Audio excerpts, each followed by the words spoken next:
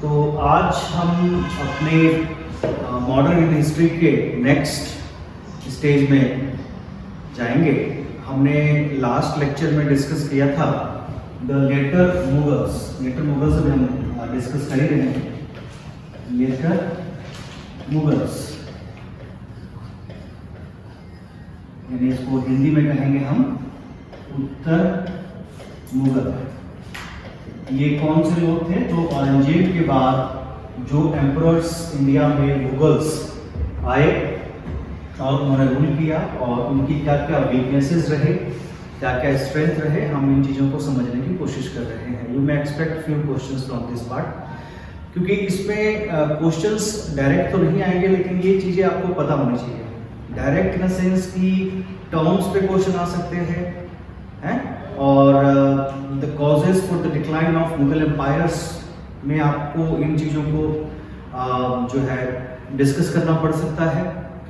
Factual questions अजर्सन reasoning में आप expect कर सकते हैं, ट्रू फॉल्स में आप ये क्वेश्चंस एक्सपेक्ट कर सकते हैं। तो प्लीज़ इसको ध्यान दीजिएगा। ये पहला टॉपिक है आपकी मॉडर्न इंडियन हिस्ट्री का, तो ये इम्पोर्टेंट रहेगा। अभी तक हमने डिस्कस किया था बहादुर शाह फर्स्ट, उसके बाद फिर हमने डिस्कस किया था जहांगीर शाह, फारूक शियार, और उसके बाद फिर हम रफ़ी-उद-दराज, रफ़ी-उद-दौला और किंग मेकर सैयद ब्रदर्स को डिस्कस कर चुके हैं। इन सभी चीज़ों को डिस्कस करने के बाद नेक्स्ट जो हमें डिस्कस करना है वो बड़ा इंटरेस्टिंग कैरेक्टर है मॉडर्न इंडियन हिस्ट्री का, वो है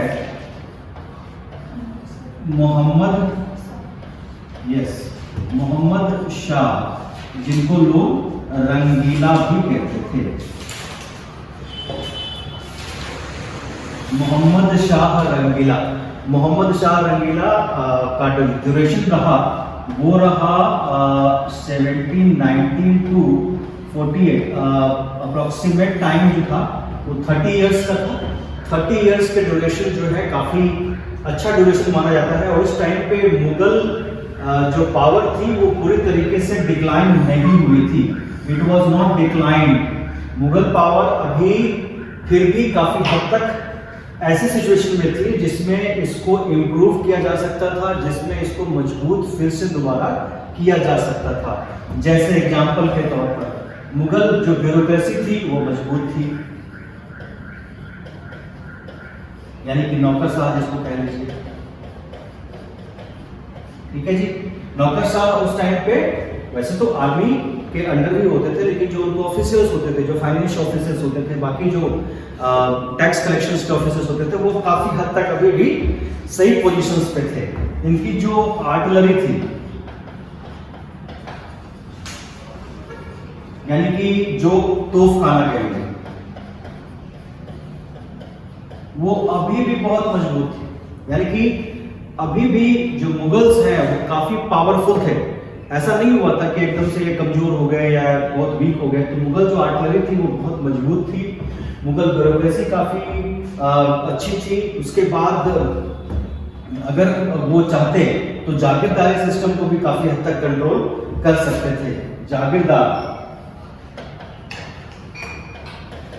जो थे वो भी अभी यहाँ पे सिचुएशन में कंट्रोल किए जा सकते थे, लेकिन he was not the man of the hour। इनके बारे में ये कहा जाता है कि ये उस सिचुएशन को सही तरीके से मैनेज करने के काबिल नहीं थे। Why? Because इनके अंदर लाइफ को बहुत इजी तरीके से जीने की चाहत थी। He was not a disciplined person। ये बहुत ज्यादा अनुशासित नहीं थे, ये मेहनत करने में बिलीव नहीं करते थे। इवन जो कैपेबल लोग होते थे उनको अप्रिसिएट भी नहीं कर पाते थे। अप्रिसिएशन तो छोड़िए, ये उन लोगों के रास्ते में रुकावट भी पैदा करते थे, क्योंकि ये जो कैपेबल लोग होते थे, मेहनती लोग होते थे, वो उन लोगों के अगेंस्ट ले आते थे जो इनके चापलूस या जिसको कहते हैं ना कि फ्लटर्स। तो उन लोगों को जो है सपोर्ट करने के लिए वो कैपेबल लोगों को भी नेग्लेक्ट करने से पीछे नहीं हटते थे। He believed in basically very easy life, जिसमें नाच गाना म्यूजिक शायद इसी कारण से इनको रंगीला कहा जाता था। और दूसरी बात ये थी कि उनकी जो नेचर थी वो काफी इंडल्जेंस थी, मतलब शराब वगैरह पीना, शिकार खेलना। तो इस तरह से मोहम्मद शाह रंगीला का जो ड्यूरेशन था, जो काफी इंपॉर्टेंट माना जाता है in the history of later Mughals, क्योंकि ये बहुत लंबे समय तक शासक रहे। और सबसे बड़ी बात थी कि यंग एज में शासक रहे। इस टाइम पे ये चाहते तो ये इसको इम्प्रूव कर सकते थे, लेकिन ऐसा हुआ नहीं। इस टाइम पे क्या क्या हुआ उसको हम यहाँ पे समझने की कोशिश करेंगे। स्वाति, एम आई ऑडिएबल? आपका शायद ऑनलाइन नहीं दिख रहा है मुझे। आप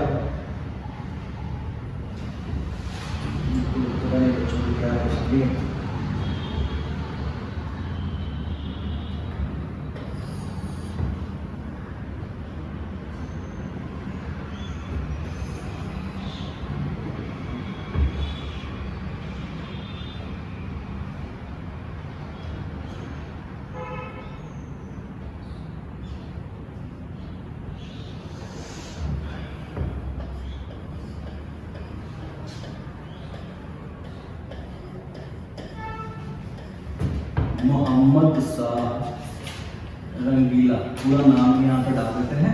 अब इनके टाइम ड्यूरेशन में क्या क्या चीजें हुई, सबसे पहले उसको हम यहाँ पे डिस्कस करने की कोशिश करें। सबसे पहला चीज जो है इनके वजीर। वजीर कौन थे? हमने लास्ट लेक्चर में थोड़ा डिस्कस भी किया था। वजीर का नाम था निजाम उल मुल्क आशफ जाह। निजाम उल मुल्क आसफ जाह इनके वजीर का नाम था, जो 1722 to 24 इनके वजीर रहते हैं।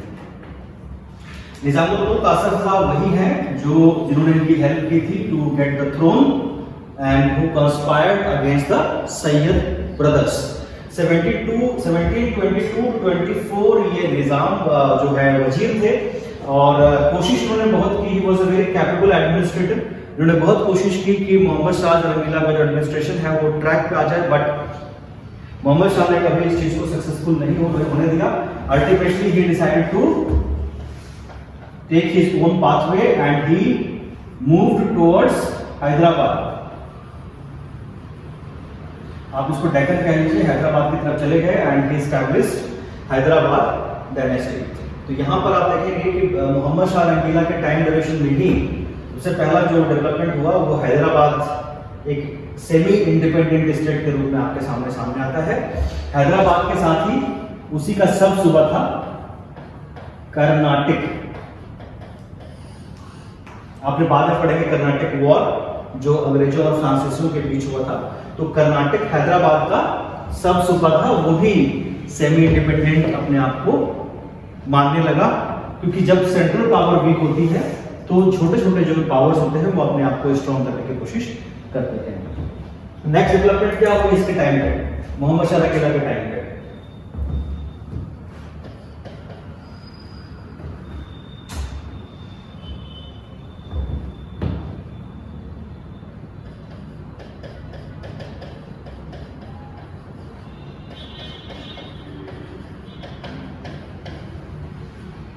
Attack of Nadir Shah. ये कुछ ऐसे इंसिडेंट्स थे जिसने मोहम्मद शाह के बेसिकली जो बची कुची प्रेस्टीज थी उसको भी पूरी तरीके से खत्म कर दिया। Attack of Nadir Shah. लेकिन अटैक ऑफ नादिर शाह से पहले आपको ये जानना होगा कि जिस तरह से हैदराबाद अलग हुआ उसी तरीके से बंगाल और अवध ये भी काफी हद तक इंडिपेंडेंट हो गए। Bengal under the leadership of Murshid Quli Khan and Awadh under the leadership of Saadat Khan. ठीक है, हालांकि उनको टाइटल जो मिला था वो बुरहान उल मुल्क का मिला था, तो कई बार उनके नाम के आगे बुरहान उल मुल्क भी लगा देते हैं। तो आप देख रहे हैं एक तरफ यहाँ पे हैदराबाद और कर्नाटक जो है वो अलग दिखाई दे रहे हैं, इंडिपेंडेंट होने की कोशिश कर रहे हैं। बंगाल मुर्शिद कुली खान के लीडरशिप में सेमी इंडिपेंडेंट हो गया है। शदाद खान अवध को कर रहे, हालांकि ये जो गवर्नरशिप है वो मोहम्मद शाह ही दे रहे हैं, लेकिन चूंकि सेंट्रल जो पावर है वो स्ट्रांग नहीं है, तो इसीलिए ये काफी इस पे कंट्रोल नहीं कर पाए और ये धीरे धीरे अपने आप को स्ट्रांग करते चले गए। इसके बाद एक और ताकत है जिसको आपको यहाँ पे अवॉइड नहीं कर सकते, वो है मराठा। लास्ट लेक्चर में हमने देखा था कि साहू जो है, Sahu became the emperor with the help of Balaji Vishwanath, and Balaji Vishwanath became the first Peshwa। Balaji Vishwanath पहले पेशवा बन गए। ये ड्यूरेशन में 1713 से लेकर 1720 तक था। 1713 to 20 Balaji Vishwanath became the first Peshwa and his duration of Peshwaship was 1713 to 1720। बात साफ है कि मराठा मजबूत हो रहे हैं बालाजी विश्वनाथ के टाइम, लेकिन ये मजबूती और बढ़ने वाली है अंडर किस पेशवाशिप के अंडर? बाजी राव, नाम आप सबने सुना होगा। 1720 to 40 ये वही समय है जब मोहम्मद शाह रंगीला का टाइम है। ओहो, मोहम्मद शाह रंगीला का टाइम है। आई एम सॉरी, चला गया। हाँ, ये मोहम्मद शाह रंगीला का टाइम है और उसी टाइम पे मराठे बहुत स्ट्रांग होते जा रहे हैं। हालांकि मराठों ने अभी तक, ये बड़ी गनीमत की बात थी मोहम्मद शाह के लिए कि मराठों ने अभी तक नॉर्थ की तरफ अपना काम शुरू नहीं किया था। ये क्या कर रहे थे? अभी अपने एक्सपेंशन किधर कर रहे थे? गुजरात की तरफ, मालवा की तरफ, राजपूताना की तरफ। लेकिन अभी वो मोहम्मद शाह को अटैक करने की नहीं सोच रहे हैं। ऐसा कारण मैंने बताया था कि अभी भी मुगल आर्मी इतनी कमजोर नहीं हुई थी, ठीक है ना। उनकी अभी भी जो रिस्पेक्ट और रेपुटेशन थी वो बची हुई थी, लेकिन ये सब रिस्पेक्ट रेपुटेशन एक आदमी ने खत्म कर दिया। 1738 में ये जो नादिर शाह है, ईरान के जो शासक है, वो इंडिया के बॉर्डर पे पहुंच गए। आपका दुश्मन आपके बॉर्डर पे पहुंच रहा है और आपको खबर ही नहीं है। ये मस्त है अपने नाच गाने में, ये मस्त है अपने इंजॉयमेंट में, इन्हें पता ही नहीं। यथा राजा तथा प्रजा, जैसा राजा होता है प्रजा भी वैसी होती है। ना इसके ब्यूरोक्रेट्स को कोई फर्क पड़ रहा है, ना इनके आर्मी ऑफिसर्स को कोई फर्क पड़ रहा है, ना यहाँ के लोगों को कोई फर्क पड़ रहा है। फर्क तब पड़ा जब लाहौर के ऊपर नादिर शाह ने कब्जा कर। लाहौर नादिर शाह के कंट्रोल में चला गया। नादिर शाह एक ही इंटेंशन से इंडिया आया, सीधी सी बात, बिल्कुल क्लियर कट थ्योरी कि मुझे इंडिया से ज्यादा दौलत लूटनी है। नादिर शाह यहाँ पे अपना राज स्थापित करने नहीं आया था। He was a very clear intention। उसका मुकाबला करने में जल्दी में मुगल सेना तैयार की गई। तो मुगल सेना की तैयारी में कौन लोग शामिल थे? हैदराबाद के निजाम, बंगाल वाले, अवध वाले, ठीक है, और जितने भी मनसबदार, जागीरदार थे, जमींदार थे, उन सबको इनविटेशन भेजा गया, चलो भाई आ जाओ। अब दुश्मन सेना बॉर्डर पे खड़ी है और आप उसका मुकाबला करने के लिए अब तैयारी शुरू कर रहे हैं। किसी तरीके से बड़ा हाफ हार्टेडली तैयारी की गई और ये जो लड़ाई होती है इन दोनों के बीच वो होती है 13 फरवरी 1739। रिजल्ट आपको पता है, 13 फरवरी 1739 को ये लड़ाई होती है। Result is very much clear और रिजल्ट क्या था? A complete defeat for the Mughals. A complete defeat for the Mughals. अब मुद्दा क्या होता है? नादिर शाह ने क्या किया उसके बाद? नादिर शाह के साथ मुगल ऑफिशियल्स की भाई पीस ट्रीटी होती है, बात चलती है किस तरीके से, किस शर्तों पे आप पीस ट्रीटी साइन करेंगे। इस पीस ट्रीटी को साइन करने में हैदराबाद के निजाम जो थे काफी आगे थे, जिससे देख करके जो अवध के हमारे नवाब थे वो जेलसी खाते थे, क्योंकि हैदराबाद के जो निजामुल मुल्क थे और अवध के जो सदात खान बुरहानुल मुल्क थे, उन दोनों के बीच आपस में रिलेशन अच्छे नहीं थे, वो जेलसी करते थे, ज्यादा इन्फ्लुएंस किसका हो इस बात को लेकर के उन दोनों के बीच कंपटीशन चलता रहता था। जब ये नेगोशिएशन चल रही थी, नादिर शाह को शादात खान ने कहा कि जितना वॉर इंडेमनिटी यानी कि युद्ध हारने का जो खर्चा हारने वाले को देना पड़ता है, जितना आप ले रहे हो वो तो कुछ भी नहीं है। आपको दिल्ली में अटैक करना चाहिए। दिल्ली में अगर आप अटैक कर लेंगे तो आपको पूरा का पूरा मुगल खजाना मिलेगा। 1 करोड़ रुपया तो मैं ही दे दूंगा आपको। नादिर शाह अभी तक दिल्ली में अटैक करने की नहीं सोचा, अभी तक उसका इंटेंशन दिल्ली में अटैक करने का नहीं था, लेकिन शादात खान ने एक लालच दे दिया कि आप जो है दिल्ली में अटैक कीजिए, खूब सारा खजाना मिलेगा। जब मोहम्मद शाह उनके पास पीस ट्रीटी के लिए डिस्कशन करने के लिए आए, उन्हें गिरफ्तार कर लिया गया। मोहम्मद शाह को पिंजरे में डाल दिया गया और पूरी की पूरी सेना, ईरानी सेना जो है दिल्ली के लिए कूच कर गई। मुगल बादशाह पिंजरे में बंद है और हारी हुई है। ईरान की सेना दिल्ली पर पहुंची, दिल्ली के बाहर ही सेना का पड़ाव डाल दिया गया और अपने जो नादिर शाह है वही पुराना किला में उन्होंने अपना पड़ाव।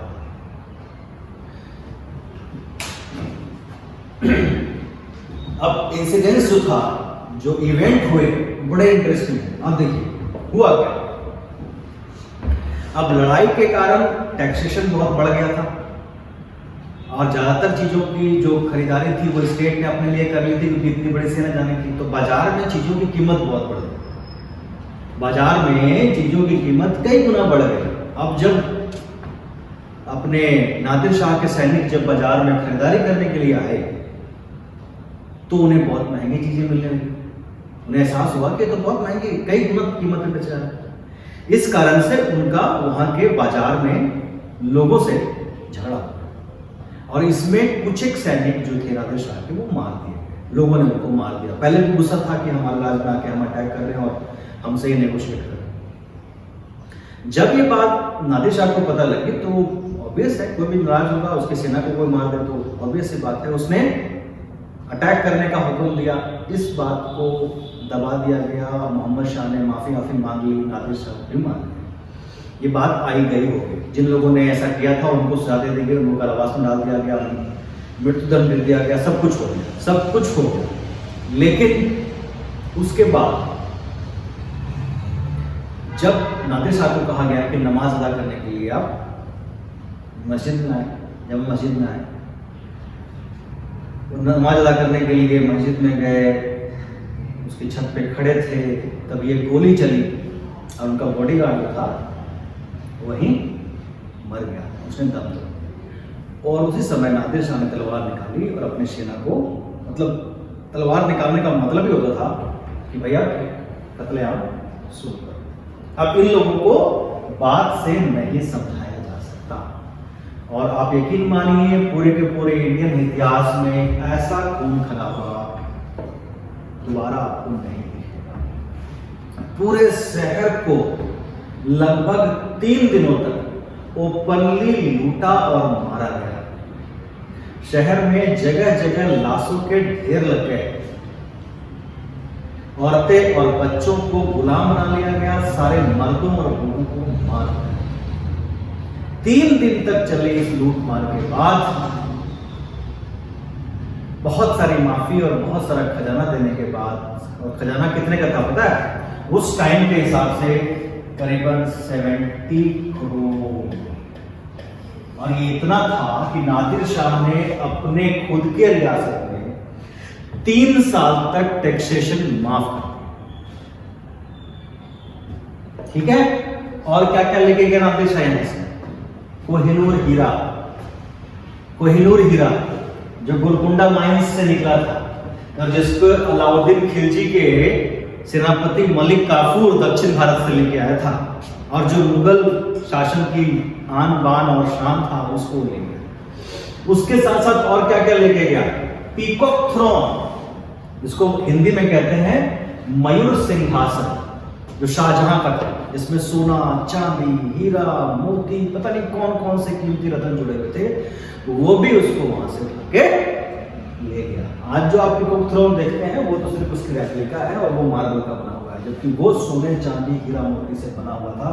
यानी कि नादिर शाह ने वो रिस्पेक्ट, वो रेपुटेशन मुगलों की खत्म कर दी, जिसके कारण अभी तक लोग अपने आप को सेमी इंडिपेंडेंट तो कर रहे थे, लेकिन कभी भी मुगल्स के ऊपर डायरेक्ट अटैक करने की हिम्मत कोई नहीं जुटा पा रहा था। लेकिन इस अटैक ने इनके खोखलेपन को जग जाहिर कर दिया। तो मोहम्मद शाह रंगीला का जो टाइम था वो दोनों ही एस्पेक्ट से इंपॉर्टेंट था। पहला aspect, it was the last chance for the Mughals to revive their strength and reputation, जिसमें वो पूरी तरीके से second, at least they can continue for some more time, लेकिन वो भी उनसे नहीं हुआ। और इसके बाद आप कितने भी शासक देख लीजिए, ठीक है ना, और अपने नादिर शाह के बाद एक और महापुरुष भारत में आए अटैक करने के लिए, नाम याद है आपको? यस, अहमद शाह अब्दाली। पंजाब में क्या कहते हैं इनके नाम का? खाया पिया आपदा, बाकी अहमद शाहिदा। कई लोग मुझसे पूछते हैं कि पंजाब के लोग इतने खर्चीले क्यों होते हैं? आपके हर क्वेश्चन का आंसर इतिहास में छिपा हुआ है। तो खाया पिया आपदा, बाकी अहमद शाहिदा, ये बेसिकली एक series of attacks Ahmad Shah ने किया था। तकरीबन 8 बार यहाँ पर अटैक हुआ।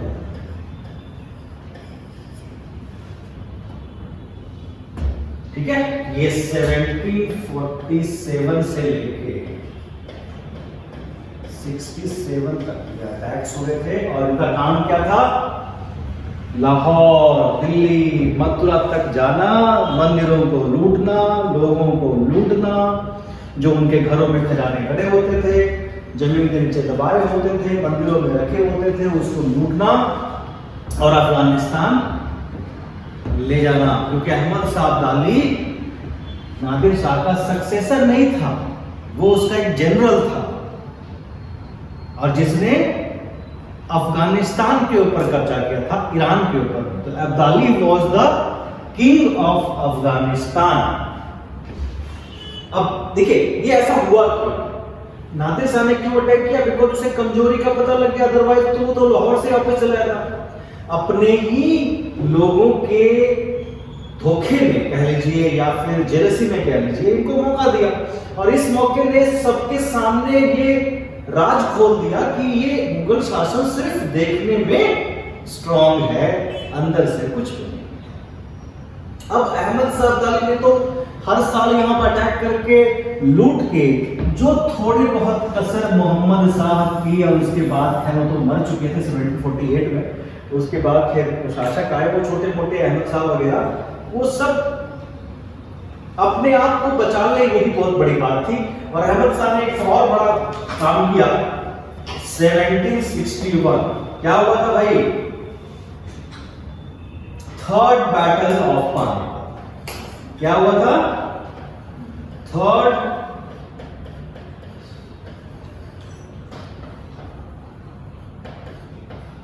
Battle of Panipat. Third battle of Panipat. इस टाइम पेशवा कौन थे? Balaji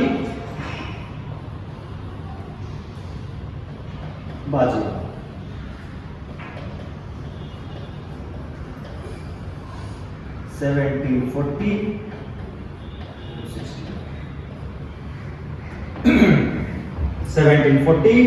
to 61।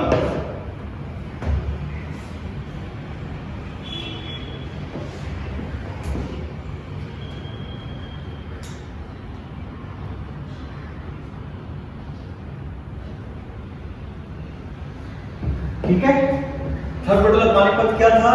Third battle of Panipat basically मराठों और अहमद शाह अब्दाली के बीच हुआ एक युद्ध था। ये लड़ाई सिर्फ मराठों और अहमद शाह अब्दाली के बीच हुई लड़ाई नहीं थी, बल्कि ये लड़ाई इंडिया के ज्यादातर शासकों की मराठों के अगेंस्ट किया गया कार्रवाई था, जिसमें ज्यादातर राजपूत शासक, ज्यादातर आपके अवध के शासक, ठीक है ना, एक इमादुल मुल्क करके जो उनके वजीर थे, सिर्फ उनका एक सपोर्ट था। अदरवाइज जितने भी नॉर्थ और नॉर्थ वेस्ट के शासक थे, जाट, राजपूत, ठीक है जी, मुस्लिम, सभी के, रोहिल्लास, बंगस पठान, ये सब मराठों के अगेंस्ट मिलकर कॉन्स्पिरेसी की थी और इसमें मराठों की पूरी तरीके से हाथ हुए थे। थर्ड बैटल ऑफ पानीपत के बारे में कहा जाता है कि इसने ये डिसाइड नहीं किया कि who is going to rule India, but it is decided that who is not.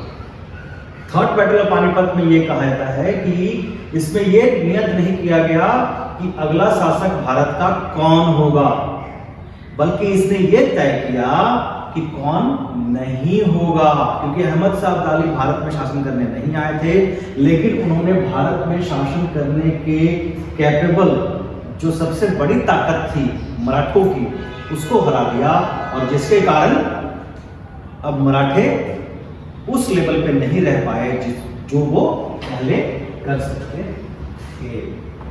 तो अब्दाली ने अटैक किया, नादिर शाह के बाद अब्दाली का अटैक, उसके बाद मुगल एम्पायर दोबारा कभी अपने पैरों पे मजबूती से खड़ी नहीं हो सकी। कोई प्रश्न इस टॉपिक से रिलेटेड, कोई सवाल आप लोगों का, प्लीज आप पूछ सकते हैं।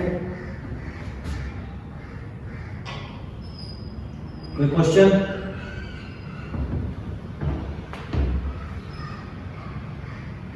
ठीक है, तो मैं आगे बढ़ रहा हूं। तो यहां पे मोहम्मद शाह रंगीला के बाद जो नेक्स्ट शासक आते हैं, जो इम्पोर्टेंट है आपके सिलेबस के हिसाब से, उनका नाम है शाह आलम II। ठीक है, मोहम्मद शाह के बाद वैसे तो अहमद शाह आते हैं,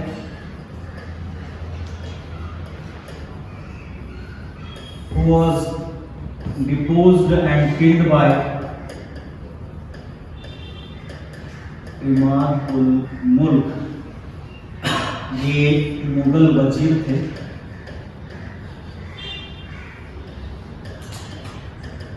और जिनके डर से इसके बाद जो आते हैं शाह आलम II।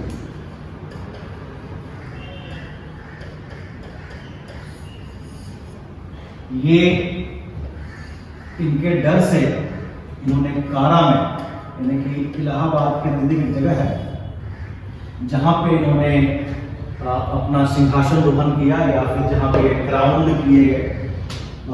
शाह आलम II का जो ड्यूरेशन था 1759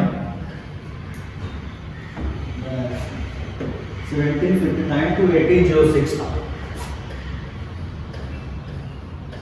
1759 to 1806 इनका ड्यूरेशन है। शाह आलम II बेसिकली एक कैपेबल शासक थे, और शायद उनमें थोड़ा करेज भी था, लेकिन सिचुएशन उनके फेवर में नहीं रहा। अब जो मुगल कोर्ट है उसमें मराठों का इन्फ्लुएंस बहुत हो चुका है, और इसी कारण से इमादुल मुल्क के बारे में कहा जाता था कि वो मराठों के सपोर्ट से ही जो है, जो मुगल बादशाह है उसे कंट्रोल करने की कोशिश कर रहे थे। शाह आलम II जाने जाते हैं दो कारणों से। पहला,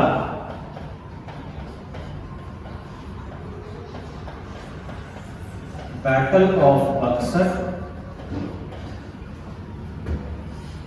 और दूसरा treaty of Allahabad.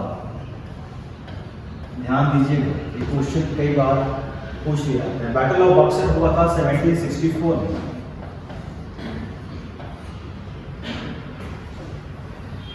Battle of Buxar की अपनी एक स्टोरी है, उसको आप समझ लीजिए। बैटल ऑफ बक्सर इंडिया के सबसे डिसिसिव बैटल्स में से एक माना जाता है, और वो बैटल माना जाता है जिसने हिस्ट्री की तारीख को बदल दिया। That changes the history of India. ठीक है, बैटल ऑफ बक्सर से पहले बैटल ऑफ पलासी आपको समझना। Battle of Plassey, battle of Plassey हुआ था 1757 में between nawab of Bengal Siraj ud Daulah and British East India company.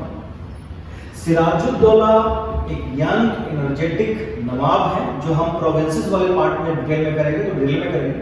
अभी आप इतना समझ लीजिए कि ब्रिटिश ईस्ट इंडिया कंपनी ने इसी के chief of the army staff Mir Jafar के साथ मिलकर कॉन्स्पिरेसी की और सिराजुद्दौला को इस लड़ाई में हरा दिया। इस लड़ाई के बाद ब्रिटिश इन्फ्लुएंस जो था बंगाल के ऊपर वो काफी ज्यादा बढ़ गया और इसी इन्फ्लुएंस का इस्तेमाल करके अंग्रेजों ने आगे की अपनी लड़ाइयां और आगे के अपने ट्रेड में ज्यादा से ज्यादा बेनिफिट कमाया। बैटल ऑफ पलासी के बाद मीर जाफर गद्दी पे आए, बंगाल की गद्दी पे, जिन्होंने कॉन्स्पिरेसी की थी, लेकिन इनके साथ भी अंग्रेजों का रिलेशन बहुत अच्छा नहीं रहा और उन्हीं के सन इन लॉ मीर कासिम को गद्दी पे बिठा दिया। अंग्रेजों की एक ही मंशा थी कि बार बार नवाब चेंज करो ताकि हर आया हुआ नया नवाब उन्हें ज्यादा गिफ्ट दे, ज्यादा बेनिफिट्स दे, ज्यादा टेरिटरीज की जिम्मेदारी दे। लेकिन मीर कासिम अपने लोगों का भला चाहते थे और वो किसी भी तरीके से अंग्रेजों के कॉन्स्पिरेसी में फंसना नहीं चाहते। उन्होंने शुरुआती कुछ लड़ाइयां लड़ी जिसमें वो हार गए और उसके बाद वो भाग गए अवध, जहां अवध के नवाब थे शुजा उद दौला। मैं आपको अब बैटल ऑफ बक्सर समझा रहा हूं। मीर कासिम भाग के कहां गए? अवध। अवध के नवाब कौन थे? शुजा उद दौला। इन दोनों ने मिलकर रिक्वेस्ट किससे किया? मुगल बादशाह शाह आलम II। ठीक है, भले ही ये लोग जितने भी नवाब थे या निजाम थे, ये लोग भले ही प्रैक्टिकली एक इंडिपेंडेंट स्टेट की तरह बिहेव कर रहे थे, लेकिन थ्योरेटिकली अभी भी ये अपने आप को मुगल एम्पायर का हिस्सा माना। इन्होंने शाह आलम से रिक्वेस्ट की कि ये कंपनी जो इंग्लैंड की है वो बहुत ताकतवर बन रही है और आने वाले समय में जैसे बंगाल के नवाबों की ये परेशानी है उसी तरह हमारे लिए भी परेशानी बन सकती है। इसके लिए इन तीनों ने मिलकर अंग्रेजों का मुकाबला करने की कोशिश की और जिसका नतीजा था बैटल ऑफ बक्सर 1764। पर नतीजा वही निकला, ये तीनों ही इस लड़ाई में हार गए। मीर कासिम इस लड़ाई के हार के बाद नेपाल की तरफ चले गए और कहा जाता है कि बहुत गरीबी में रहे और उसके बाद उनकी डेथ हो गई। शुजा उद दौला ने अंग्रेजों के साथ ट्रीटी कर ली और अंग्रेजों के एक सपोर्टर के रूप में अवध को उन्होंने काइंड ऑफ सब्सिडी सहायक संधि समझ लीजिए कि कर लिया। शाह आलम II ने अंग्रेजों के साथ एक ट्रीटी की, एक संधि किया, जिस ट्रीटी का नाम है ट्रीटी ऑफ इलाहाबाद। इस ट्रीटी के हिसाब से शाह आलम II को कारा की टेरिटरी मिल गई, किससे? अवध से। लेकिन जो अंग्रेजों ने लिया शाह आलम से वो बड़ा इंपॉर्टेंट है और देखने लायक है, उसको समझिए। अंग्रेजों ने क्या लिया? अंग्रेजों ने लिया दीवानी राइट ऑफ बंगाल। दीवानी मतलब राइट टू कलेक्ट टैक्सेस।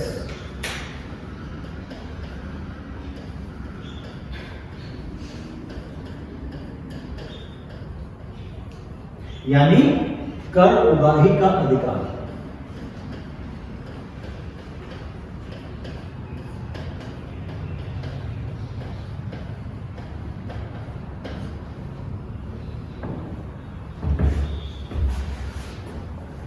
अंग्रेजों ने शाह आलम II से दीवानी राइट ले ली और बंगाल के नवाब से क्या ले लिया?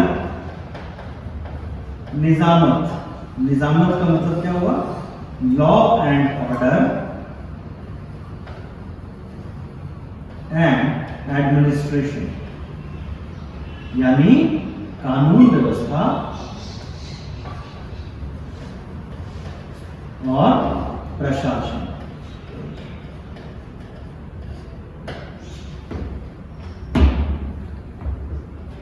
और इसी व्यवस्था को क्या कहते हैं? Dual administration of Bengal. क्या कहते हैं? Dual administration of Bengal. Bengal की द्वैत शासन व्यवस्था। बंगाल की द्वैत शासन व्यवस्था जिसे क्लाइव ने शुरू किया था, ठीक है, और वही बंगाल के पहले गवर्नर भी बने। तो इस तरीके से शाह आलम II के टाइम में जो दो इंपॉर्टेंट चीज हुई वो आपको ध्यान में रखना है। यहां तक के डिस्कशन से कोई प्रश्न आपके जहन में आ रहा हो तो आप पूछ सकते हैं।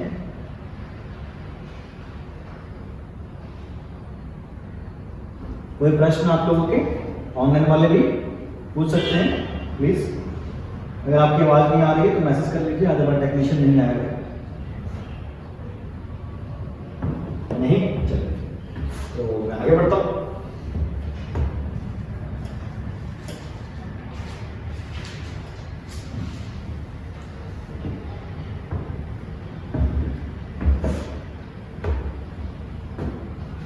शाह आलम II के बाद दो और नाम आते हैं। कौन कौन से हैं?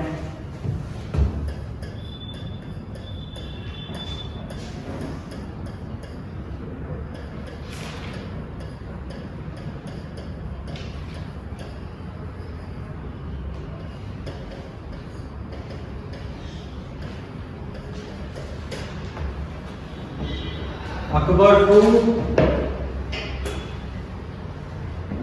1806 to 1837 और इनका तो आपको पता ही है 1837 to 1857।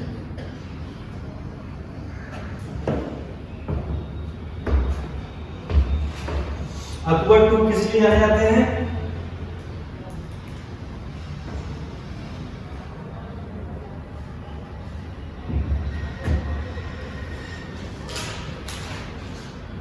Given the title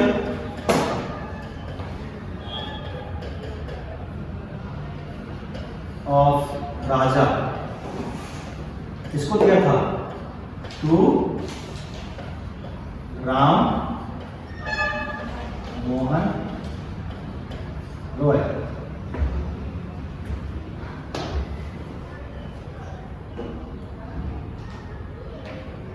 to Ram Mohan Roy किस लिए दिया था? To discuss his pension issue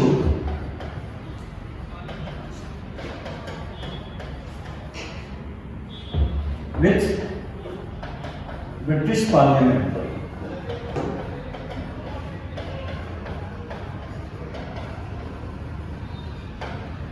राजा का खिताब राम मोहन रॉय को दिया गया था, जिसके बाद में राजा राम मोहन रॉय कहा जाता था। राजा राम मोहन रॉय कौन थे? जिन्होंने सती प्रथा के अगेंस्ट मूवमेंट चलाई थी, ठीक है ना। किस लिए दिया था? कि इनके पेंशन का जो इशू है वो ब्रिटिश पार्लियामेंट में जाके उठाएं और उनको बताएं कि जो ब्रिटिश बादशाह है उनका खानदान बहुत बड़ा है, बहुत नौकर चाकर है और उन्हें कम पैसों में गुजारा करना मुश्किल होता है, तो उनकी पेंशन को बढ़ाने के लिए अर्जी दी गई थी। यानी कि जो बादशाह है अपनी तनख्वाह या पेंशन बढ़ाने के लिए किसी और से दरख्वास्त कर रहा है। तो खैर अब क्या कहें, अब इसके बाद आप खुद समझदार हैं कि ये जो मुगल एम्पायर है वो मुगल एम्पायर नहीं हो गया है, ये सिर्फ एक दिल्ली स्टेट बन के रह गया। यानी कि दिल्ली के अंदर ही उनका कंट्रोल थोड़ा बहुत भी था तो था, अदरवाइज इनको और भी कोई मतलब नहीं था। तो थोड़ा बहुत उनको पेंशन मिल रहा था। वो बेसिकली ये प्रोसेस पेंशन का शुरू हुआ था 1803 में। 1803 1803 में 1803 में Delhi was captured by the Britishers. उस समय दिल्ली जो था वो मराठों कंट्रोल में था और जो मुगल बादशाह थे वो शाह आलम सेकंड से आप ले लीजिए, वो जो मुगल बादशाह थे वो पेंशनर थे मराठों के। आप सोचिए, मुगल बादशाह वाज अ पेंशनर ऑफ मराठे, और मराठा जो थे उनका नाम था महादजी सिंधिया। यानी कि आप ये देखिए कि इन्हीं की प्रोटेक्शन में शाह आलम टू दिल्ली वापस आए थे। लेकिन तो उनकी हिम्मत नहीं हो रही थी कि वो दिल्ली वापस आए, क्योंकि मुल्क उनको मार देता, वजीर का डर था। तो 1803 में महादजी सिंधिया से अंग्रेजों ने दिल्ली जीत लिया और उसके बाद जो भी मुगल बादशाह थे वो उनके पेंशन हो गए। और यहाँ पे अकबर टू साहब जो हैं वो राजा राम मोहन रॉय को राजा खिताब देके भेज रहे हैं कि भैया मेरे पेंशन को बढ़वा दो, मेरा गुजारा मुश्किल हो रहा है। खैर, अब बहादुर शाह जफर आप जान ही रहे हैं, जफर तो जो था उनका पेन नेम था, तो कहते हैं पेन नेम, कलम नाम कहते हैं इसको। ये महान कवि थे, शायर थे और ये जफर के नाम से अपनी कलाम लिखा करते थे, तो इनको इसलिए बहादुर शाह जफर कहा जाता है। और चूंकि बहादुर शाह पहला औरंगजेब के बेटे थे, मोहम्मद मुअज्जम, आपको याद होगा मेरे पिछले लेक्चर में, इसीलिए इनको बहादुर शाह टू भी कहा जाता है। और इनके टाइम पे आपको याद होगा 1857 की महान क्रांति हुई थी और जिस क्रांति के बाद ही was deported to Rangoon, Burma. इनको भेज दिया जाता है, इनके बच्चों को मार दिया जाता है, गोली मार दी जाती है, कैप्टन हडसन मारते हैं कि लाल किला में जिस जगह पे उसे खूनी दरवाजा कहा है, उनको मार दिया गया, उनको रिपोर्ट कर दिया गया। और इसके बाद क्या होता है, इसके बाद मुगल शासन पूरी तरीके से खत्म हो जाता है and he was the last Mughal emperor in India. Clear? कोई शक का सवाल? नो सर, लेटर मुगल्स खत्म। इसमें से क्वेश्चंस उन्हीं में से आएंगे जो मैंने आपको हाईलाइट करके बताए हैं। किस टाइम पे अंग्रेजों का कब्जा हुआ, कौन लेके गया, कौन सा मुगल मराठा सेनापति जिसने मुगलों को अपना पेंशनर रखा, या किसने राजा की उपाधि दी, या बहादुर शाह, या बाकी जितने भी शासकों के बारे में अभी तक आपने पढ़ा वो यहाँ पे कवर हो जाए। आगे बढ़ते हैं हमारा नेक्स्ट टॉपिक। कौन सा नेक्स्ट टॉपिक है? अगर सिलेबस आपने याद कर लिया होगा तो आपको पता होगा। सिलेबस डिस्कशन का मतलब यही होता है कि आप सिलेबस को रोज देखिए, हर रोज आपको उस पर्टिकुलर सब्जेक्ट का सिलेबस देखना है, along with 5 year question paper, prelims और मेंस दोनों के क्वेश्चन पेपर आपको रोज देखने हैं।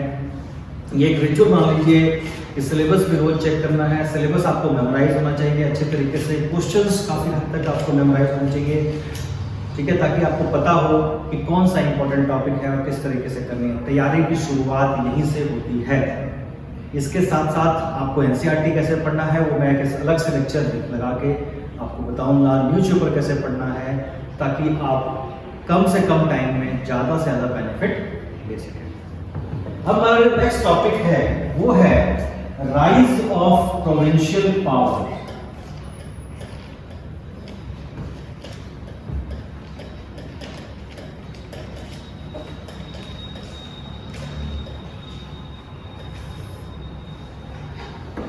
एक बड़ी ताकत जब कमजोर होती है तो वो छोटी ताकतों में बट जाती है।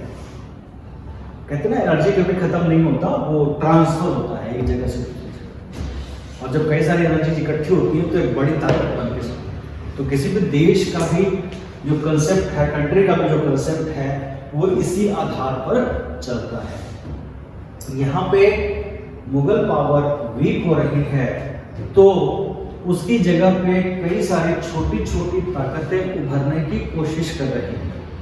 और इसी कंसेप्ट को हमें यहाँ समझना है, बिकॉज इंडियन हिस्ट्री को अगर आप ध्यान से देखते हैं तो इंडिपेंडेंस के बाद भी 550 से ज़्यादा रियासतें आपको वो मिलती हैं जो अपने आप को एक इंडिपेंडेंट स्टेट के रूप में मानते हैं। और जिसको यूनाइट करने का काम हमारे लौह पुरुष सरदार वल्लभ भाई पटेल ने किया। तो ये रियासतें जो थी ये अपने आप को इंडिपेंडेंट मानते थे, ये अपने आप को अलग एंटाइटी मानते थे, इनका लाइफस्टाइल बिल्कुल अलग था, यहाँ के कानून बहुत अलग थे। तो ये जो प्रोविंशियल पावर्स थे इसको हम नॉर्मली 3 कैटेगरी में बांट सकते हैं। फर्स्ट कैटेगरी, पहली कैटेगरी यानी कि प्रांतीय शक्तियों का उदय। अगर मैं हिंदी के विद्यार्थियों को बताऊं तो इसका अर्थ होगा प्रांतीय शक्तियों का उदय। और उसके पहले जो कैटेगरी के स्टेट होंगे वो स्टेट होंगे दोज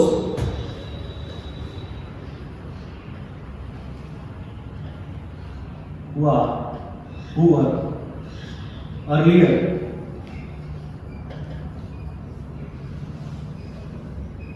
administered by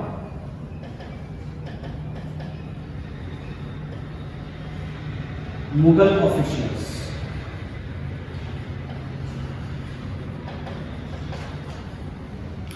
वो प्रांत जहां का प्रशासन पहले मुगल अधिकारियों के द्वारा ही किया जाता था, जैसे कि जहां मुगल सूबेदार या मनसबदार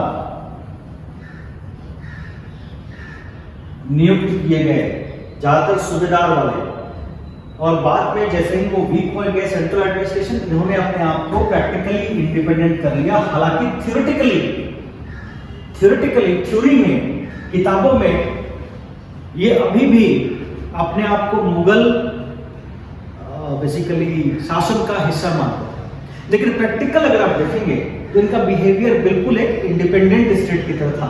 इंडिपेंडेंट स्टेट का मतलब ये अपने सक्सेसर खुद अपॉइंट कर रहे थे, ऑफिशियल्स खुद अपॉइंट करते थे, नियम कानून अपनी जगह के हिसाब से खुद बनाते थे, अपनी लड़ाइयां खुद लड़ते थे। तो ये काफी हद तक इंडिपेंडेंट हो गए, जैसे कि बंगाल, अवध, हैदराबाद,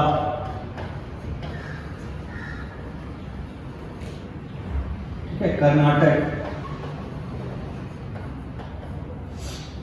तो ये पहले कैटेगरी के प्रांत थे। दूसरे कैटेगरी के प्रांत कौन से थे? सेकंड कैटेगरी आते हैं रिबेलियस स्टेट।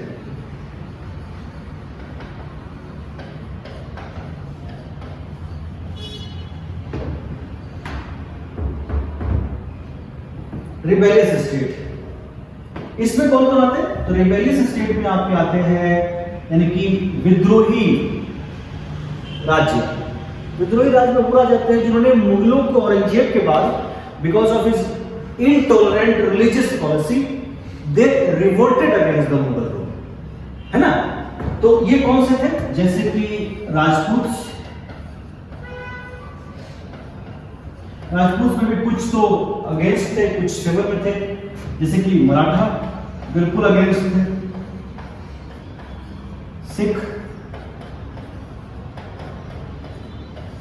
सिखों को आपने देखा कि फारूक शियार के टाइम तक तो ये बिल्कुल इनका सप्रेशन हुआ, लेकिन उसके बाद फिर जैसे ही आप देखेंगे कि मुगल एम्पायर कमजोर होता है और नादिर शाह का इन्वेजन होता है। नादिर शाह के इन्वेजन के बाद कंटिन्यूअसली अहमद शाह अब्दाली का इन्वेजन होता है। नादिर शाह के इन्वेजन के बाद नादिर शाह ने जो ट्रीटी साइन की मुगलों के साथ, उसमें उसने इंदस के नॉर्थ वेस्ट टेरिटरी यानी कि इंदस रिवर का जो वेस्टर्न पार्ट है वो सारा का सारा अपने साम्राज्य में मिला है। उसके बाद आपको पता है अफगानिस्तान के शासक अहमद शाह अब्दाली ने अटैक करना शुरू कर दिया। अब अफगानिस्तान के इन्वेजन के बाद जो ये पोर्शन वीक होता गया, जहां पे मुगल कंट्रोल कमजोर होता गया, इसको वैक्यूम को किसने फिल किया? सिख ग्रुप्स ने, जिसको कहा गया सिख मिसल्स। क्या क्या गया? Micelles, Sikh micelles. ये आया सिख मिसल ग्रुप, ठीक है ना। तो ये 12 ग्रुप थे और इन्होंने सिख मिसल जो था बड़ा मजबूत बना और इन्होंने अहमद शाह अब्दाली के कंट्रोल में जो टेरिटरी थी उसको वापस अपने कंट्रोल में ले लिया। तो ये राजपूत हो गए, मराठा हो गए, सिख हो गए, ये इस तरह की कम्युनिटी थी जिन्होंने बेसिकली जो टायरेनिकल रूल था उसको एक्सेप्ट नहीं किया and they basically revolted against their hegemony. Third category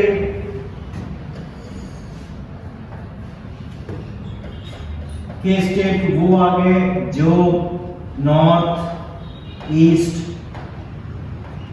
south east, south west, यानी कि उत्तर पूर्वी, दक्षिण पूर्वी, दक्षिण पश्चिमी क्षेत्र जहां पे Mughals did not have their control, जहां मुगल्स का कंट्रोल कभी भी नहीं रहा। तो इस टेरिटरी को तो हम अलग ही कर देंगे, लेकिन इन्होंने भी अपना अलग जो है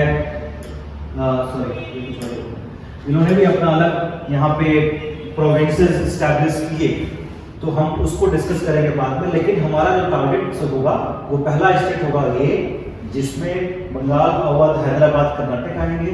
उसके बाद आएंगे आपके राजपूत कुछ स्टेट, मराठा आएगा, सिख आएगा, और इसमें से क्वेश्चन आपको आते हैं। यहाँ तक कोई डाउट, कोई प्रश्न? हाँ जी, ऑनलाइन वाले भी देखना, आप लोगों को भी कोशिश है मेरी कि मैं धीरे धीरे थोड़ा साइंटिफिक हो जाऊँ। अभी तक हम डिस्कस कर रहे थे लेकिन आपको मैप नहीं दिख रहा था मैंने कहा चलो आपको मैप भी दर्शन कराऊं, मैं भी कोशिश कर रहा हूँ सीखने की। तो ये है आपका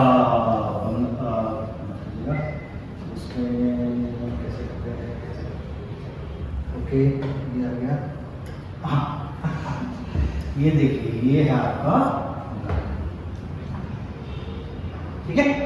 तो ये मुर्शिदाबाद है। मुर्शिदाबाद आपको समझ में आएगा जब आप बैटल ऑफ बक्सर और क्लासेस जब डिटेल में करेंगे, तब आपको समझ में आएगा कि मुर्शिदाबाद और कलकत्ता का क्या रिलेशन है। उसके बाद ये देखिए, पटना भी उस समय आपको बंगाल में दिख रहा है। तो जो स्टूडेंट्स नहीं जानते, मैं उनको बता दूं कि जिस बंगाल की हम बात कर रहे हैं, उस बंगाल में बंगाल, बिहार, उड़ीसा भी शामिल था और असम का भी कुछ हिस्सा शामिल था। तो ये बहुत बड़ी टेरिटरी थी। ये देखिए, बांग्लादेश का भी चित्र, ये देखो ढाका आपको नजर आ रहा होगा, ढाका जिसको आप कहते हो बांग्लादेश का, वो भी काफी बड़ा हिस्सा शामिल था इसमें। इसीलिए अंग्रेजों ने बाद में, अगर आप देखेंगे फ्रीडम स्ट्रगल, तो इसको पार्टीशन भी किया था 1905 में, जिसके अगेंस्ट स्वदेशी मूवमेंट भी की गई थी, लॉर्ड कर्जन के टाइम पे किया गया। तो ये आपका बंगाल है। ये देखिए, ये आपका दिल्ली है। बंगाल से दिल्ली की डिस्टेंस बहुत ज़्यादा है, आप देख रहे हैं। ये साथी है पानीपत। तो कई बार लोग पूछते हैं कि भाई सारा जो मेन लड़ाई है वो पानीपत में क्यों हुआ है, तो सारा लड़ाई जो है पानीपत में क्यों हुआ। तो ये देखिए, अटैक्स नॉर्मली यहीं से होता था, इस तरह से ये इन्वेजन इधर से ही होते थे। और ये लाहौर जीतने के बाद जो पहली टेरिटरी इनको मिलती थी वो पानीपत की थी, ठीक है ना। यहाँ पे मराठास हैं, शायद ये बेसिकली ब्रिटिश प्रेसिडेंसी में शामिल कर दिया था इसको।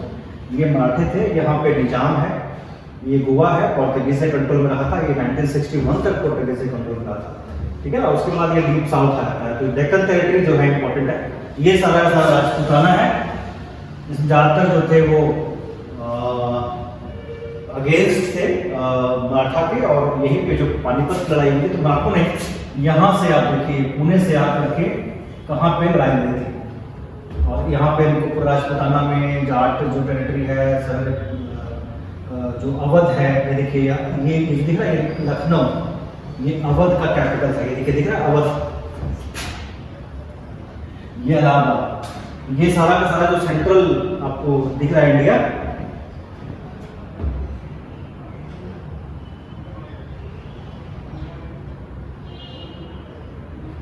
क्या है।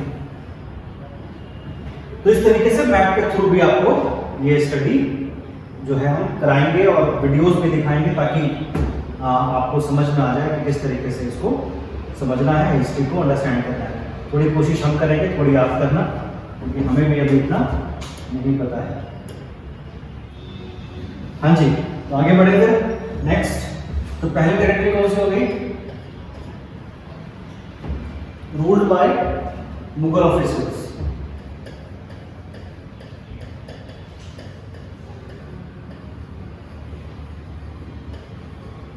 Provinces ruled by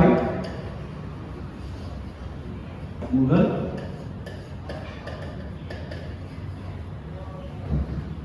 वो प्रांत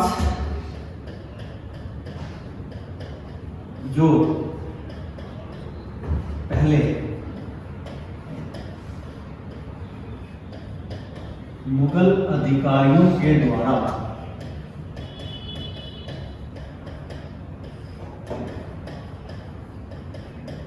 शासित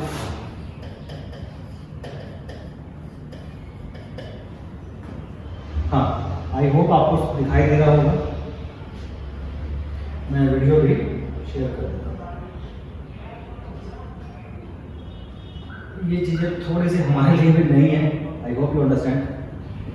तो पहला प्रांत आता है वो प्रांत जो पहले मुगल अधिकारियों के द्वारा शासित था, यानी provinces earlier ruled by Mughal officials. ठीक है, तो इसमें सबसे पहला नाम किसका आता है?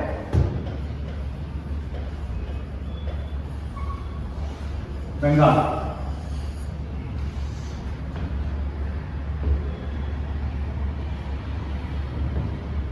बंगाल में आप 3 नाम याद रखें, मुर्शिद कुली खान,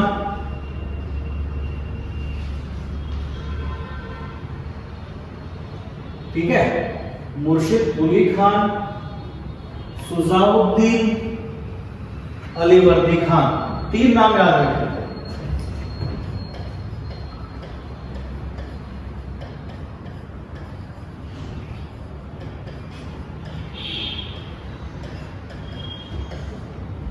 सिराजुद्दीन था ना, मुर्शिद कुली खान, सिराजुद्दीन और दूसरा अलीवर्दी खान, सुजाउद्दीन, माफ कीजिएगा नाम में थोड़ा सा कंफ्यूजन मुझे भी रहता है कई बार। सुजाउद्दीन और अलीवर्दी खान, ये नाम कई बार क्रोनोलॉजिकल ऑर्डर में आने के लिए आ जाते हैं, इसलिए इंपॉर्टेंट है। अदरवाइज ये मुर्शिद कुली खान और अलीवर्दी खान ही इंपॉर्टेंट है। अगर आप देखें तो मुर्शिद कुली खान पहले यहाँ के दीवान थे, ठीक है जी, फिर सूबेदार बनाए गए। ये 1707 में औरंगजेब ने इनको अपॉइंट किया था, appointed by Aurangzeb.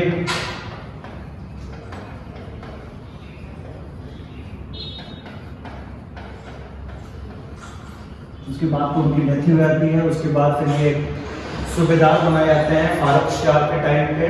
He was a very capable administrator और इन्होंने बहुत सारे जमींदारी जो रिवोल्ट हुए थे वहां पे उनको भी खत्म किया था। उसके बाद आता है आपका नाम सुजाउद्दीन। सुजाउद्दीन इनके सन-इन-लॉ थे मेरे ख्याल से, वो गद्दी पे आए थे। उसके बाद सुजाउद्दीन के बेटे सरफराज खान आते हैं, लेकिन उनको जो है बिहार के जो नायब सूबेदार थे अलीवर्दी खान वो मार देते हैं and he became the new governor of Bengal. अच्छा, इनको ये मर्डर करके या मार के कॉन्स्पिरेसी करके नवाब बनते हैं, लेकिन अभी मुगल शासन में इतनी ताकत नहीं थी कि वो इनको अपोज कर सके या इनको सजा दे सके या ये पूछ सके कि भाई आपको किसने जो है नवाब बनाया है। ठीक है, तो ये 1739 में यहाँ के नवाब बनते हैं। अलीवर्दी खान वो 2 चीजों के लिए जाना जाता है। First thing, treaty with Marathas,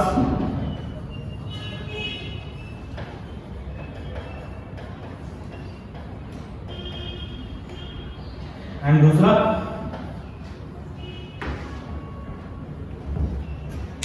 treatment to foreign traders. Treaty with Marathas में हम देखते हैं कि अलीवर्दी खान के टाइम पे सबसे बड़ी परेशानी अलीवर्दी खान को थी वो ये थी कि इनके यहाँ पे बंगाल में मराठा अटैक बहुत बढ़ गए। यहाँ पे आप ये भी मान लीजिए कि मराठे पूरी तरीके से तैयार थे during the Peshwaship of Balaji Bajirao to conquer Bengal, because Bengal की जो टेरिटरी है वो बहुत रिच टेरिटरी मानी जाती थी। जैसा आप आज पंजाब को रिच टेरिटरी मानते हैं, उस टाइम पे पंजाब बहुत पुअर टेरिटरी थी और बंगाल, बिहार और उड़ीसा बहुत रिच टेरिटरी माने जाते थे। इसके पीछे कारण था, इसके पीछे कारण ये था कि जो ये टेरिटरी थी ये फर्टाइल थी। फर्टाइल यानी कि राइस वगैरह जो मेन हमारा डाइट सिस्टम होता था, बहुत सारी चीज़ें देखो पुर्तगीज और ब्रिटिशर्स लेके आए हैं खाने पीने की चीज़ें, है ना। तो बाकी जो अनाज उगता था वो यहाँ पे काफ़ी ज़्यादा होता था। दूसरा जो कैश क्रॉप है जैसे कि जूट वगैरह, ये भी यहाँ पे आपको पता है बांग्लादेश आज के टाइम पे बहुत बड़ा एक्सपोर्टर माना जाता है। कॉटन प्रोडक्शन भी यहाँ पे काफ़ी अच्छा है। इन टेरिटरीज में आपको वुडन प्रोडक्शन भी काफ़ी अच्छी है।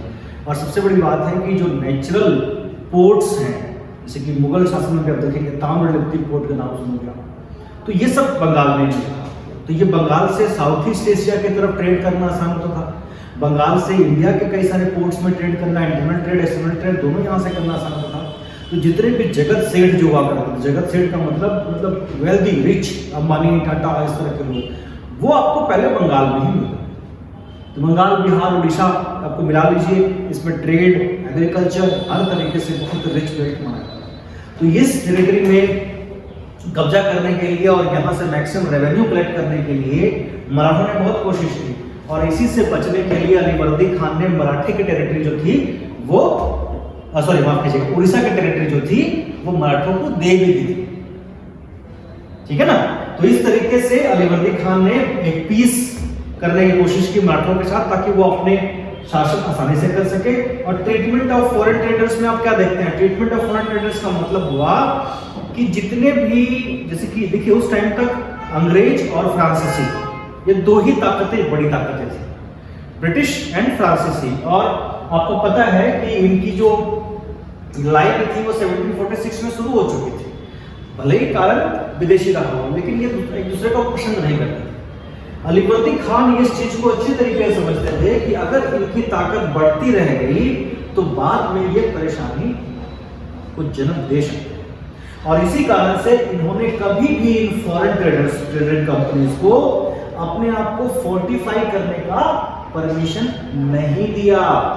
यानी जो इनके कारखाने होते थे, फैक्ट्री होती थी, उसको वो किलेबंदी नहीं कर सकते थे। किलेबंदी करने का मतलब है सोल्जर्स अपॉइंट करने, कैनन्स लगाने, गन्स लगाने, ताकि ये अगर ताकतवर हो गए तो इनको कंट्रोल करना इनको मुश्किल था। इसी को हम फार साइटेड लीडर कहते हैं, जिसकी दूरदृष्टि के कारण काफी लंबे समय तक ये अंग्रेजों और फ्रांसीसियों के चाल से अपने आप को बचाने में कामयाब। आगे जब आप पढ़ेंगे ब्रिटिश और बंगाल के नवाब के बीच का जो प्रॉब्लम था, उसके पीछे कारण यही था कि अंग्रेज बंगाल के नवाबों की नाफरमानी करने लगे, उनकी ऑर्डर्स को फॉलो करने से मना करने लगे। लेकिन अलीवर्दी खान तक ये प्रोसेस आपको दिखाई नहीं देता। ये जो नवाब थे ये मैंने जैसे आपको कहा कि ये फार साइटेड थे, इनकी सोच काफी दूरदृष्टि थी, और इनको अच्छी तरह से पता था कि अगर इनको अच्छे टैक्सेशन चाहिए तो ट्रेड की भी डेवलपमेंट करनी पड़ेगी और एग्रीकल्चर की भी डेवलपमेंट करनी पड़ेगी। तो पहली बार हम ऐसे नवाब देखते हैं जो एग्रीकल्चरल लोन प्रोवाइड कर रहे हैं।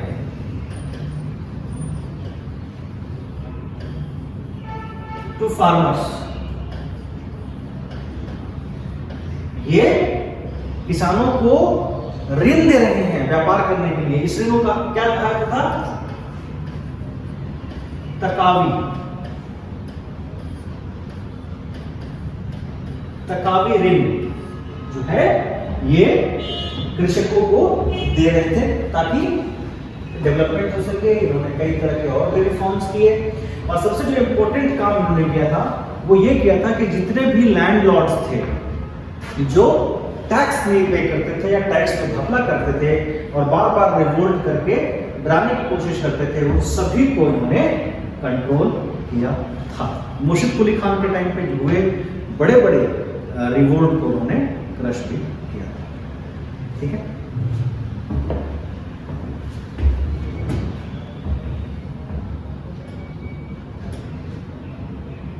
कोई सवाल आप लोगों का ऑनलाइन वाले?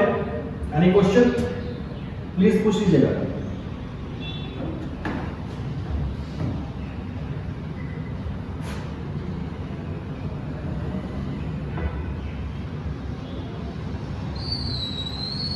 नेक्स्ट है अवध।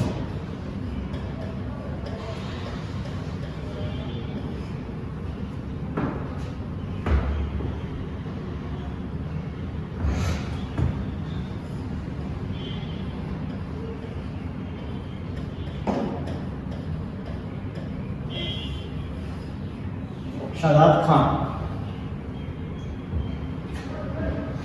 DAAT भी कर सकते हैं। शादात खान इसके फाउंडर माने जाते हैं और अवध रियासत के, जिसको आप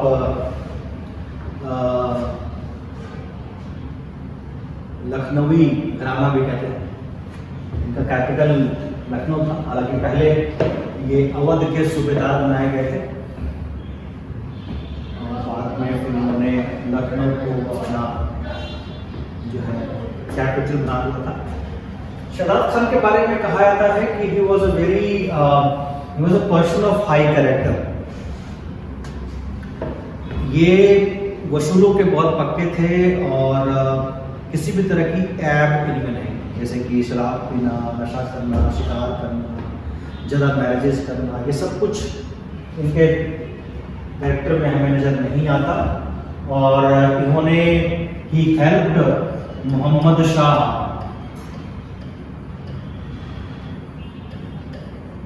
against Sayyid brothers. Sayyid brothers के चंगुल से बचाने के लिए इन्होंने ईरानी ग्रुप में ये शामिल हो गए थे।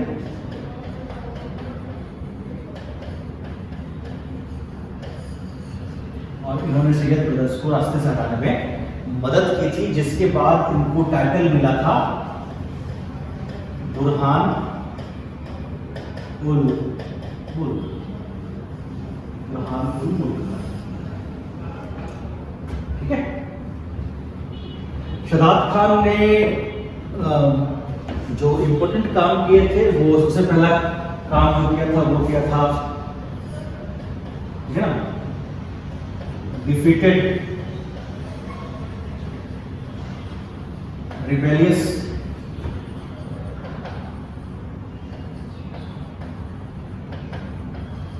जमींदार, जो विद्रोही जमींदार थे उनको हराने का काम किया था, ताकि एक जो है लॉ एंड ऑर्डर जो है वो एस्टैब्लिश हो सके। एंड दूसरी चीज की थी वो क्या था, he was introduced many reforms in the army में कई सारे सुधार किए थे। तो जमींदारों को, जो विद्रोही जमींदार थे, उनको हराने के बाद क्या हुआ कि इनका जो सिस्टम था वो लॉ एंड ऑर्डर और जो नाटकी की सिचुएशन बनी हुई थी इनके स्टेट में, वो कमजोर हुई।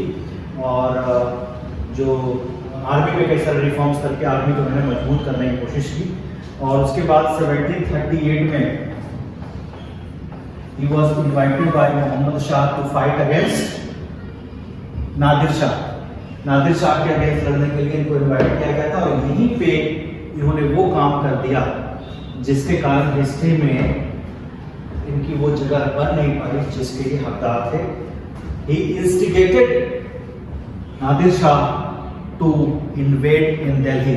इन्होंने नादिर शाह को दिल्ली में आक्रमण करने के लिए प्रेरित किया, और जिसके कारण लाखों लोगों को अपनी जान देनी पड़ी। And when Nadir Shah asked for the money which he promised, Nadir Shah ने इनको उतना पैसा देने के लिए कहा कि भैया आपने कहा था 1 करोड़ रुपए देने, कहाँ है। Then he committed suicide, ठीक है ना। शादात खान बुरहान मुल्क ने आत्महत्या कर ली और यहीं से इनका काम खत्म हो गया। अब अवध के जो अगले नवाब थे, जिनको कहा जाता था वजीर निजाम कहा जाता था, उनका नाम है सफदरजंग। दूसरे थे, पहले हो गए शादात खान, दूसरे हो गए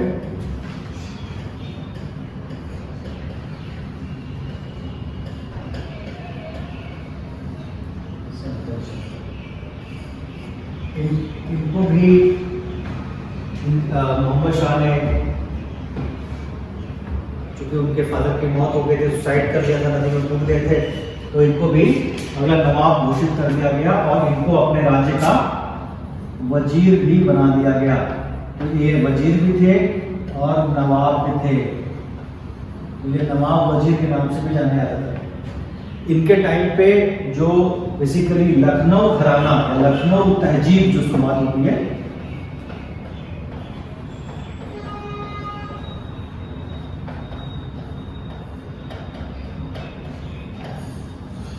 ये इसी टाइम पे आपको दिखाई देता है। और लखनऊ का दरबार जो था वो आर्ट, कल्चर, लिटरेचर की काफ़ी डेवलपमेंट आपको इस टाइम पर्टिकुलर टाइम पे दिखाई देता है। He played a very crucial role in making a peace treaty with Maratha and Mughals। एक बात समझ लें कि अगर अहमद शाह अब्दाली अटैक कर रहा है और मराठे उसको डिफेंड करने जा रहे हैं, तो उसके पीछे यही ट्रीटी है। उसके पीछे यही ट्रीटी है कि मराठों ने मुगलों को इंटरनल रिवोल्ट और एक्सटर्नल एग्रेशन से बचाने का प्रॉमिस किया था, और जिसके लिए सफदरजंग ने बड़ी इंपॉर्टेंट रोल प्ले किया था। और इसी ट्रीटी के कारण इनको वहां जाना पड़ा। लेकिन हुआ उल्टा, जब ये अटैक हुआ 1761 में, तब अवध के नवाब सफदरजंग नहीं थे, अवध के नवाब थे शुजा-उद-दौला।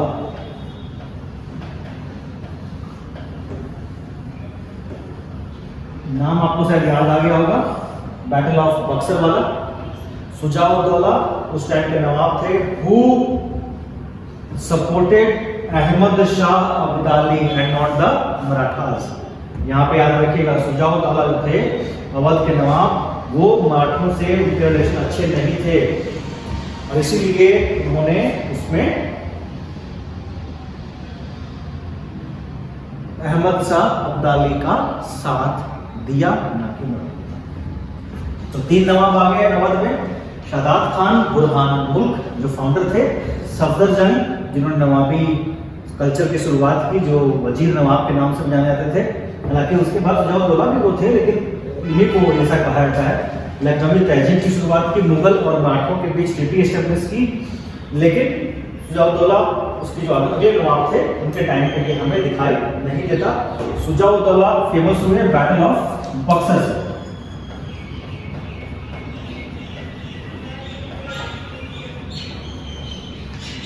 जहां उन्होंने मुगलों यानी कि शाह आलम II और मीर कासिम से मिलकर अंग्रेजों का मुकाबला किया, तो वो उसमें हार गए, और उसके बाद इन्होंने अंग्रेजों के साथ ट्रीटी करने का फैसला किया, और ये अंग्रेजों के साथ ही रहे आखिर।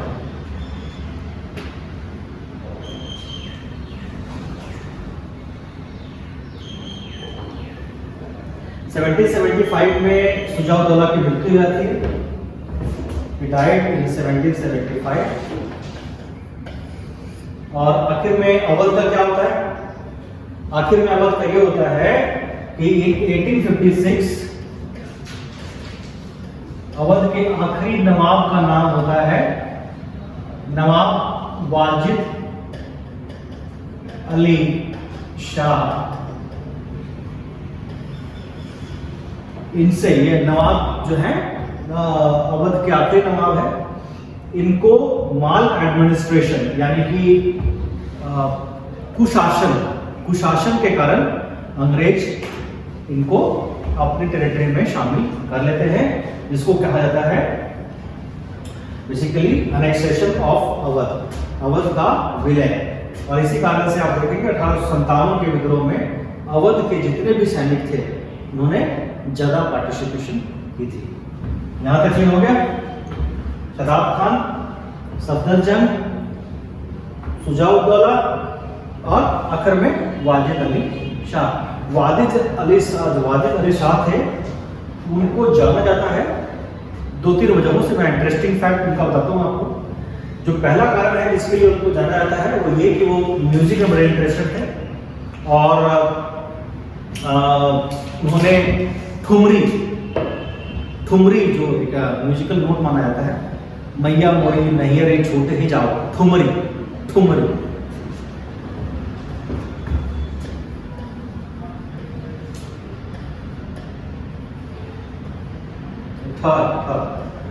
ठुमरी, ठीक है ना।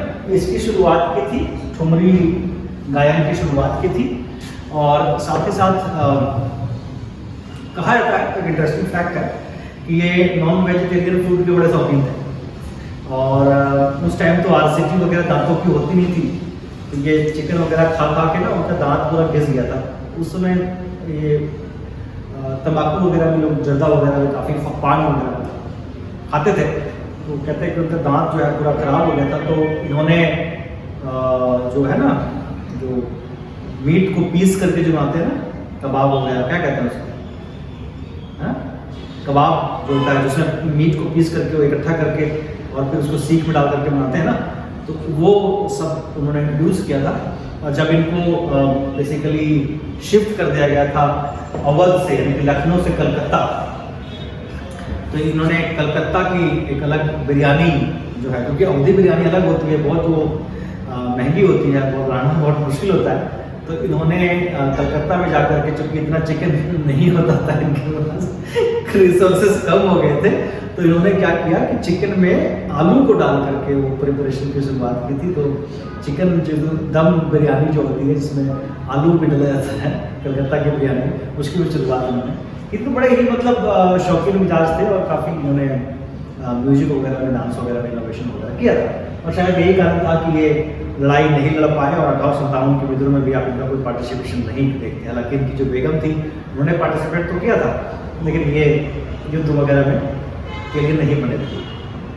तो इस तरीके से अवध यहाँ पे कंप्लीट हुआ।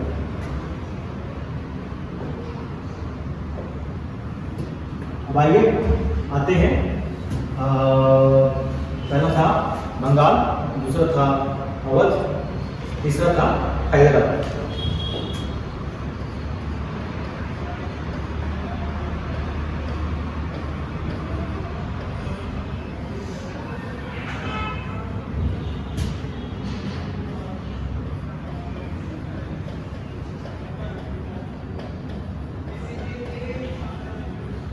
निजामुल मुल्क, ठीक है, उन्होंने 1724 में हैदराबाद रियासत की स्थापना की। निजाम के बारे में कहा जाता था कि ये बड़े ही बेसिकली न्याय पसंद थे, कि बिलीव्ड इन जस्टिस,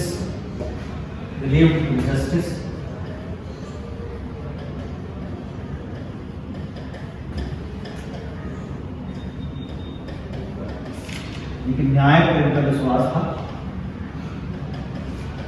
हमने ये भी देखा था कि किस तरीके से काम ना कर देने के ऊपर के कारण ये दिल्ली के वजीर का पद छोड़ के यहाँ आए थे। दूसरा, ही अपॉइंटेड हिंदूज इन हाई रैंक्स। कहा जाता है कि मुस्लिम शासन में हिंदुओं की जगह नहीं दी जाती थी, ऐसा गलत है। इन्होंने हिंदुओं को उच्च पद दिए।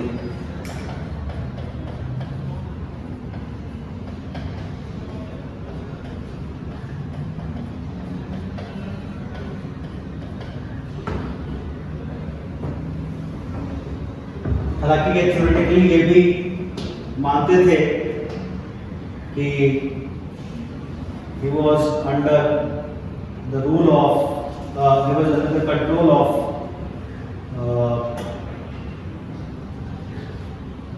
मुगल्स, लेकिन प्रैक्टिकली इन्होंने जो है इंडिपेंडेंटली बिहेव करना शुरू कर दिया था।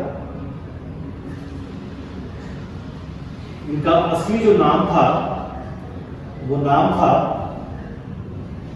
चिन कुलिच खान। क्या नाम था? His real name was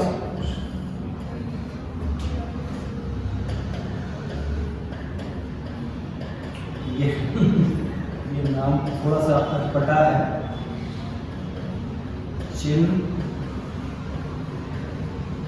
Kulich Khan का नाम है।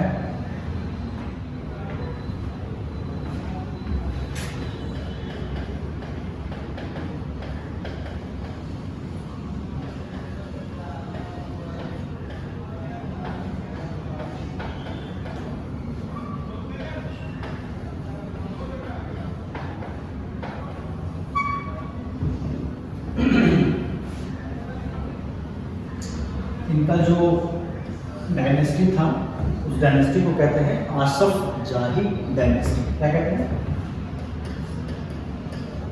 आसफ जाही डायनेस्टी। याद रखिएगा, आसफ जाही की अगर बात आती है तो वह हैदराबाद के निज़ाम ही है। निज़ामुल मुल्क की बात आती है तो वो तो है ही, और उसके साथ चिंगुलिश खान अगर कोई रेफरेंस देते हैं तो भी वो निज़ामुल मुल्क की ही बात कर रहे हैं। इनके बाद जो शासक आए, नसीर जंग, मुजफ्फर जंग और सलार जंग आए एक के बाद एक। लेकिन आप बाद में जैसे कि 1746 के बाद 46-48 के बाद आप हैदराबाद को ब्रिटिश फ्रेंच वॉर में फंसते हुए देखेंगे।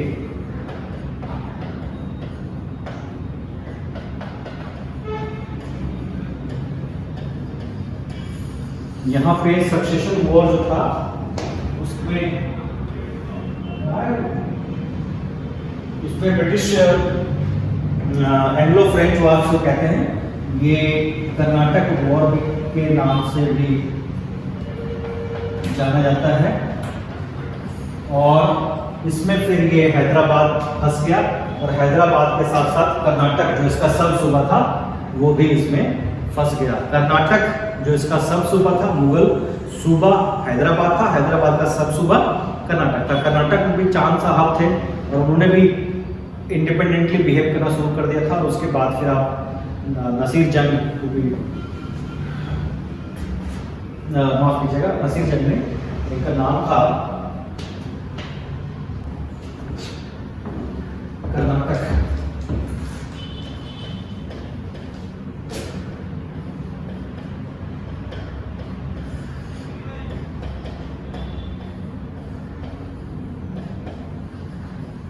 सादतुल्लाह खान थे, ये यहाँ के सूबेदार बनाए गए थे जो बाद में इंडिपेंडेंट रूलर की तरह बिहेव करने लगे, और इन्होंने दोस्त अली को अपना सक्सेसर अपॉइंट कर दिया था।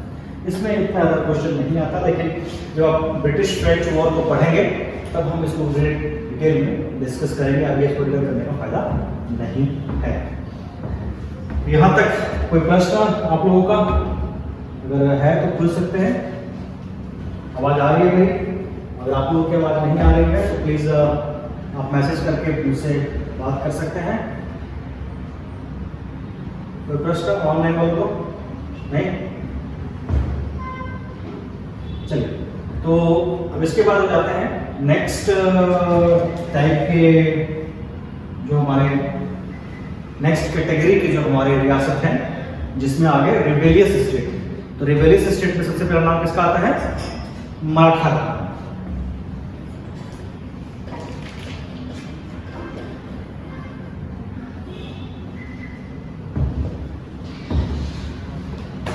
इसमें मैसूर का भी नाम आएगा, मैसूर भी इंपॉर्टेंट है।